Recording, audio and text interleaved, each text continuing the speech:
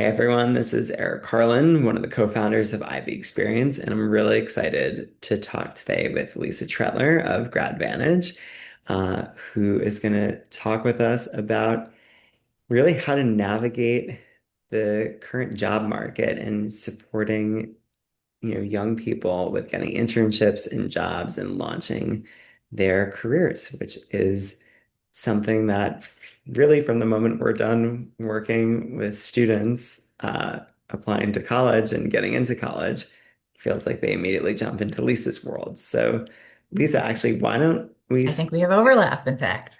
exactly, yeah. And I think that's where we should start. Maybe you could give a little bit of background on Gradvantage and your background and how you started this.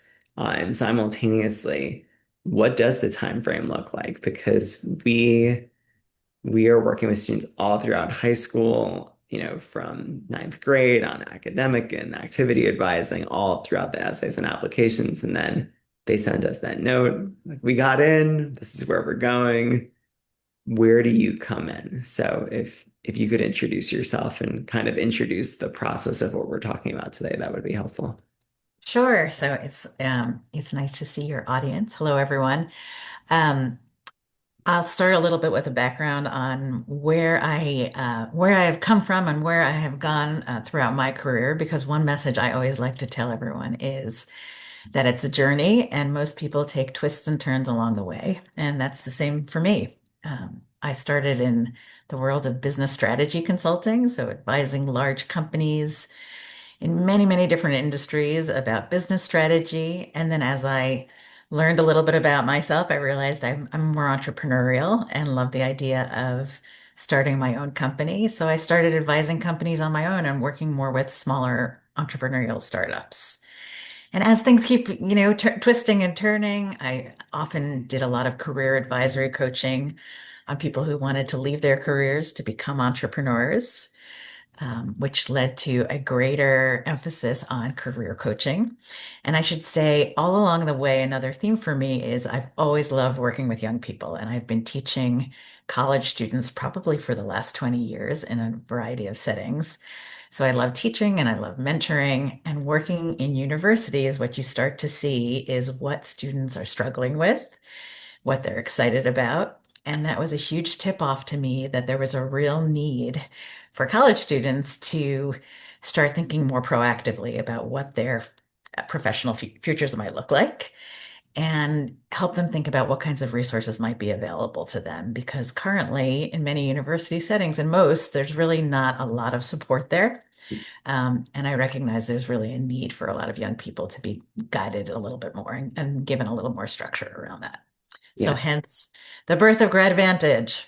Yeah, and we hear that a lot, right? And I think it's something that students and parents are kind of in tune with and thinking about. It varies. There's a range as they're applying to schools and choosing schools, right? What does the support and networking and mentorship look like at that college or university? And overall, the feedback we get often years later is there's disenchantment and disillusionment and disappointment with what they got at the university. So, with that said, when should young people be engaging with Gradvantage and you, Lisa? And what does that time frame look like? And what should they be doing during those college years and perhaps beyond? So if I had my wish, I would say that students should start giving some attention to this already right before they start even heading off to college. That those first few weeks when you start freshman year are crazy and busy. I think it's actually helpful to start thinking even the summer before about what kinds of resources they may want to dive into when they get to school. So I love having conversations already with students that have already been accepted to university, but kind of helping to orient their thinking around what kinds of resources are there for me. Are there clubs? Are there professors that I'd love to speak to? What classes even might be available to me that I really want to start experimenting and seeking out early on? And really, what's happening and what I'm seeing change over the years is that students are thinking about and being required to think about their career trajectories earlier and earlier now in college. And why do I say that? That's because people or companies are coming to recruit a lot earlier.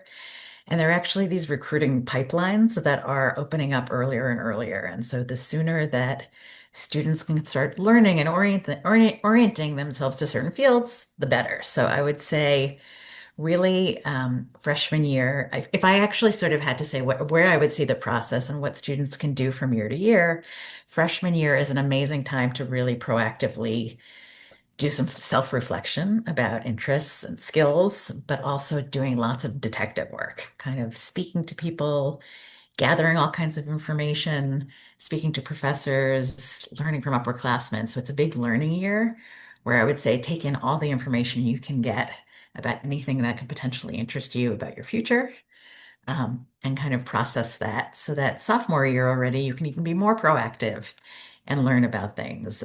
Getting involved, I should say, getting involved in clubs is one of the best ways you can really think about what kinds of professional opportunities are ahead. And that's because upperclassmen know better than anybody about sort of what the process looks like and what's sort of out there.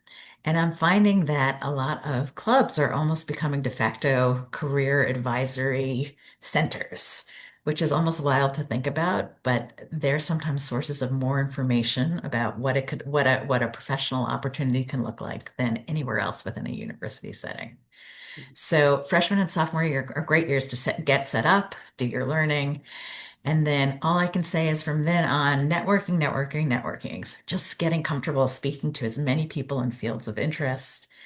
And those conversations pay off so much later down the road because it helps you become more directed.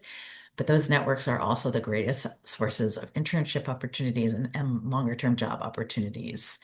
Um, and I can't even stress that enough. I would say, sort of 80% of jobs are filled through networking, as opposed to even those job boards that a lot of people are sort of oriented towards. So, getting down those networking skills and using them is really critical throughout.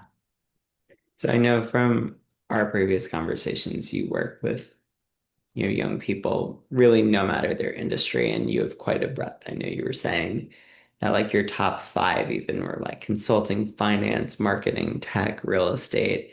Then you were mentioning like music production on top of that too, as in fashion as hot industries.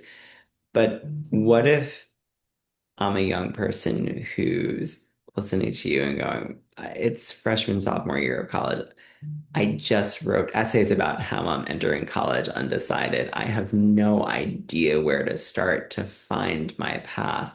What role do you play and what's your advice in general for, young people who are just feeling very lost and they don't even know how to find what paths to follow to get those internships and jobs?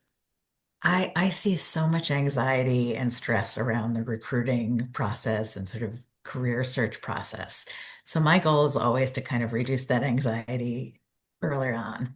Yeah. And for that reason, what I always suggest is I'm sort of a oriented person. So I like to sort of think of things in different steps. And one thing I think that people can do earlier on in school is really to think and do more self-reflection. It's so easy to hear what your friends are doing, what your parents tell you to do.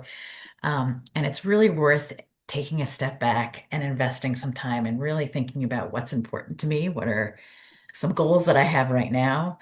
What are the things I think I'm really good at? And what am I interested in doing? So you may be great at doing something, but you actually have no interest in kind of pursuing that. Yeah. Versus you may be interested in something that you don't have skills in. And thinking about that early allows you to build some of those skills over time. So it's not a mad rush at the end.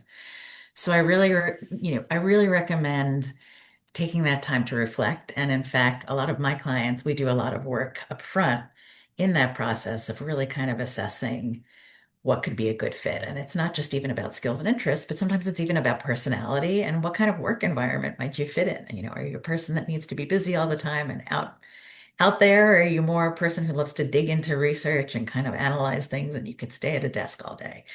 And the earlier that you can think about those things, again, it makes it easier because you can be more focused as you go through college and really kind of dive deeper into a few areas that you might be most interested in. Yeah.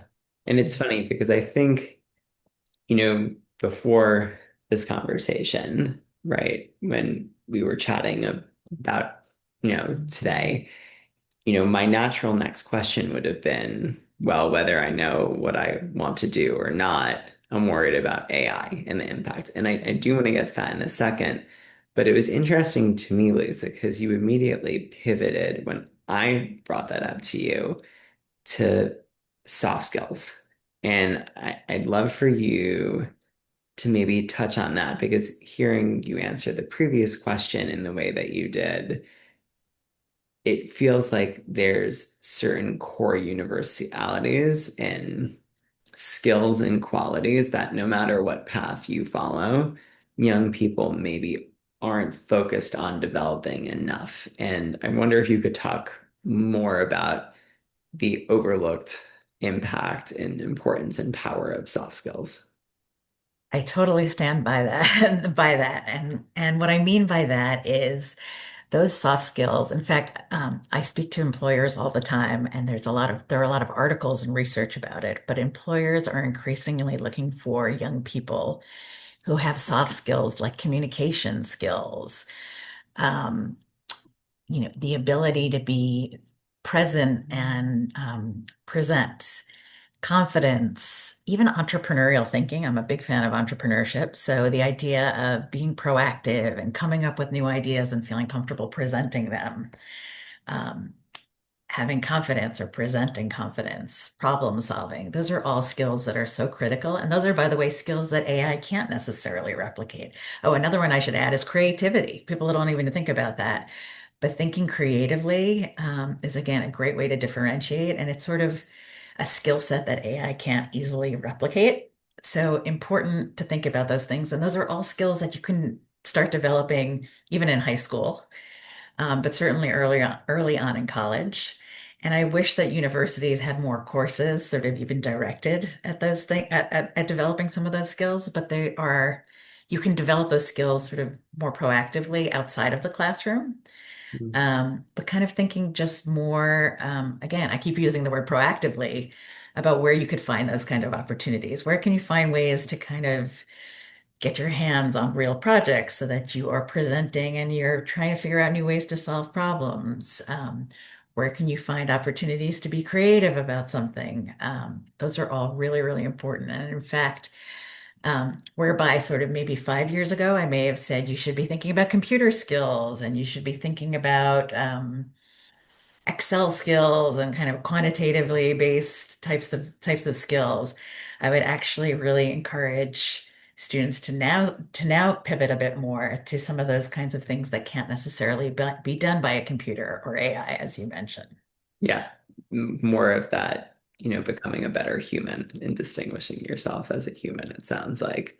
Which is sort of a nice thing to be able to recommend, right? Which is No, I love that. It's if all of this journey of what's going on in the world is a backwards way to refocusing on building better humans and human skills, I think that's great.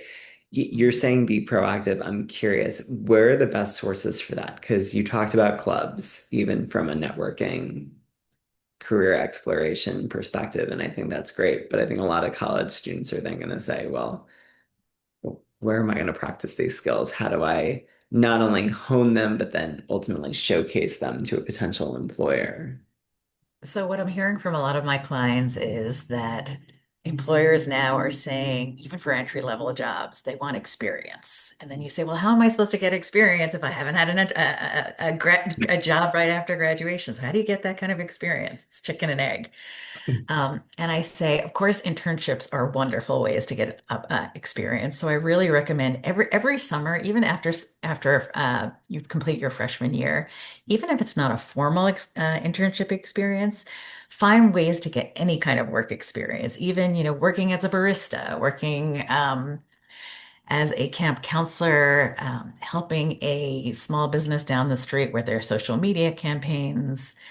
Um, Working for a local nonprofit, anything is really experience, and you get different things out of those experiences. So look for opportunities to help, to kind of again get your hands on things. And if you can't find, I also of course hear from a lot of students it's so hard to find formal internship experiences. to those students, I always say, like, go out there and then create your own experiences. Like, start up a business for fun over the summer, see what you learn that way. Create your own project on something you're interested in. You can even go to websites like a Fiverr where they're looking for people to maybe create logos or websites. And even if you don't get hired for those, get practice kind of building something. So there are a lot of really creative ways to get work experience, and I think a lot of um, even younger adults who have sort of recently been there are happy to help kind of even younger students brainstorm ideas on how they can help, and even if that's in an informal way. Um, Experience is experience. You don't even have to necessarily get paid for it. So I love helping my clients think about some creative ways that you can get experience without, those traditional paths of internships or sort of learning even in the classroom.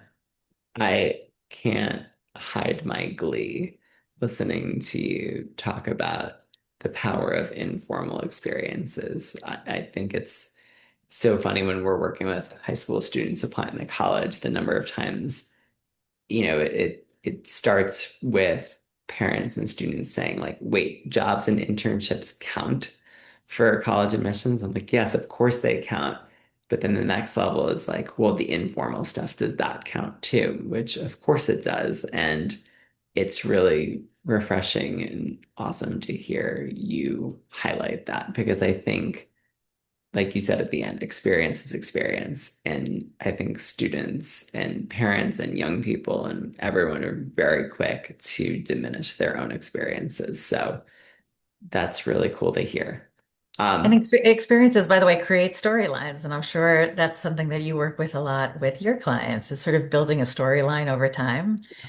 And everybody has a story. So freshman year, sophomore year, it's never too early to start connecting the dots through the story. well, before we part ways with all of what we just said, I need to ask the question that everyone's asking. What is the impact of AI that you're seeing? And how are you advising around that and keeping up with it? Because it feels like every week there's a new development and new perspective. So, Well, I'll say that AI has an impact in two areas. One is in the recruiting process, so actually trying to get hired for jobs, and the second is in the actual types of jobs that are available. In the recruiting process, AI is being used more and more now to filter out resumes, even to do interviewing. There's a lot of these online kind of Zoom types of emails, excuse me, types of interviews. And so being aware of how those AI systems work is really helpful. So there are all kinds of tricks to sometimes get around that and sort of try to figure out sort of how can you be smarter than AI? And if you sort of know the human thinking behind that, that can actually give you a leg up. So that's something I love to talk about. Um, for that reason, also more students than ever are applying for single jobs because you can now have AI churn out your resume and cover letters, and it becomes much easier to apply for jobs. So for that reason, it's much more competitive. So, you'll find I've even heard of companies that are getting 100,000 applications for 100 jobs. So it forces you to kind of differentiate yourself more and also have human connections, that which gets back to the networking. The second piece, I know you were saying, so what jobs are going away? What are we going to see? And there's a lot of doom and gloom out there. And, I like to say, yes, things are changing and that can be scary. But what it also means is that students really need to get comfortable using AI as a tool to make processes easier, to brainstorm, and to kind of make the value of their work um, kind of easier. And what I mean by that is that in any job that you look for, there interviewers are now even asking, how have you used AI to become more efficient? How have you used AI to come up with better ideas, to present better, to kind of hone messaging, things like that. So if you can give examples of how you've used AI in your work. That's really important. AI is not something to be afraid of. I know a lot of professors tend to say, you're getting plagiarism, AI, stay away, it's a bad thing. But I actually feel like it's important to lean into how it's like a tool for good and not always for evil. I also just want to mention quickly some of the types of job titles that I'm seeing a lot more now. Mm, Um, and it's sort of a lot of kind of AI prompting. So kind of the idea of you might want to go into marketing, but as opposed to, where you might have looked for a job as a data analyst, it's now more about kind of AI strategists. So how can you use AI to pull the data that you might want to look at? Um, Other types of jobs that I'm seeing kind of surge a bit more are customer experience jobs. So really kind of for those of you who are psychology majors out there, kind of understanding customer thinking and how can you deliver a service or product in a way that touches them more personally. So even, careers like hospitality are actually becoming sort of more AI proof, yeah. which is really interesting. And then, sort of any other kinds of careers or pathways where you can show that you can collaborate with different people. So just anything that involves people is a bit more AI proof. Um, those job paths that are suffering a bit more are things like graphic design, computer programming, um, certain research jobs, those are finding a little bit, those I'm finding are sort of some of the recruiting for those jobs are being put on hold a bit more as employers are trying to figure out what are we going to rename these jobs and how do we want to hire for them. Well, it's funny when you were talking about the human qualities behind these systems, and then you started talking about the new types of job titles that you're seeing, like that whole idea of prompting. Of course, that would lend itself to a psychology or sociology major where it feels like the ability to ask better questions and more critically think and those nuances and the humanity of everything. And I'm wondering, just as a final question, what are the human qualities? Like, is it better questioning? What are the qualities you're seeing that most need to be mastered? I know you touched on this a little bit with soft skills, but is it the same thing? Is it the same skills that get you the job are the ones that apply to the jobs that exist right now? So it's interesting. I would say the whole category of communication and relationship building, that's a huge one. And in any industry that you'll ever be in, relationships are sort of key to your success. So sort of mastering, how do you build relationships with people? And what is that about? It's a lot about listening. It's a lot about anticipating people's needs. And so those are skills that you can build. And they are skills that you can certainly build all throughout your college experience. You know, it's interesting. The arts and sciences is getting a bad rap these days, in that, how does an English major get a job when they get through to the end? And yes, it's true that it might be a bit of a tougher sell. But if you're an English major and you can sort of think about how can I think critically about a book? How can I lead a book talk? How can I kind of analyze and compare things? I mean, those are all kinds of skills, again, that you can translate into any type of profession. So, a lot of it is sort of like building your storyline and kind of recognizing what your skills are and translating those into um, positions that you might be interested in the future. Yeah. So I sort of say that any job you can kind of craft the narrative of how it can be relevant to the future. But I always want to say that my arts and sciences students, don't worry just yet. There are ways that your skill sets are very helpful. But also for my business and engineering students, they're important also. But what's important for them is to layer kind of the human skills on top of those analytical skills that they're developing. Yeah. Um, so it's kind of being multidisciplinary is kind of, I think, key. So I love students that may have dual majors. I think it's great if you can be a music major and an accounting major. Like I love that. I think that there's some really great ways that you can kind of harness that creative side and sort of the analytical side and putting that together. And those kinds of young people are becoming very, very valuable in the future workplace. No, I love that. So, Mhm. most important question, um, how do we get in touch with Gradvantage if we want to? And, you know, why do we need you more than ever right now? And I'll let you take the final word on that. So I like to say I like to see people get unstuck. I never want to see people be stuck in the process. So the need for Gradvantage at this point is really there's a lot more self-assessment that I think needs to happen and some thinking time that needs to go into the process of finding a right career and getting there. And that's what we really do is help you think about yourself and also develop the skills that you're going to need and to identify the resources that you'll need to get to that final place and to be more successful when you do graduate because it's a daunting process and making simplifying it and breaking it down into pieces really helps young people become much more successful and kind of get onto the right path. In terms of how can you find me, ideally, really coming to my website. It's www.mygradvantage.com. And what I really recommend that you do is I have a resource page on my website that I'm a collector of articles and books and all things kind of tools that can be helpful. So I think that's just a great place for all of your audience to kind of learn about trends that are going on in the marketplace, what's going on out there, um, and kind of make use of that. And of course, I'm always happy if anyone wants to talk, chat. I like to just even talk. I really believe in the value of mentorship, so I'm always happy for a conversation if anyone ever wants to reach out to me, even to throw around or bat around some ideas. I'm a big brainstormer, so I just welcome people to reach out.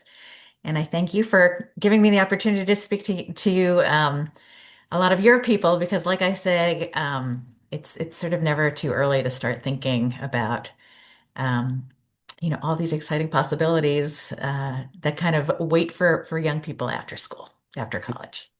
Awesome. Well, thank you, Lisa. I really appreciate your time and thanks for sharing with us about Gradvantage. Thanks, Eric. All right.